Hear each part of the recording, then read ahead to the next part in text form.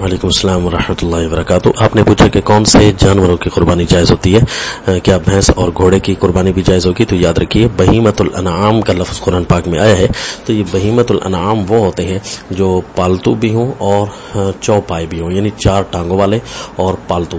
تو ہر وہ حلال جانور جو پالتو بھی ہو اور چار ٹانگوں والا ہو تو اس کی قربانی جائز ہوتی ہے۔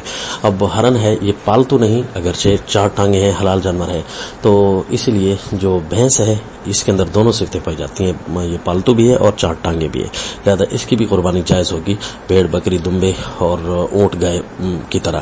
اور جو گھوڑا ہے اس کی قربانی مشکوک ہے۔ مشکوک کا مطلب یہ ہے کہ صحابہ اکرام کے دور میں مسلسل آپ صلی اللہ علیہ وسلم قربانی کرنے کے باوجود، وہاں پائے جانے کے باوجود، بھینس تو وہاں ملتی نہیں تھی نا، گھوڑا تو وہاں ملتا تھا، تو جو ہے عام ملتا تھا، اس کے باوجود صحابہ اکرام نے اس کو اعلی جہاد ہی سمجھا ہے، اور اس کا عمومی استعمال جب نہیں تھا تو قربانی میں تو کسی ایک نے بھی جو ہے اس کا قربانی نہیں کی۔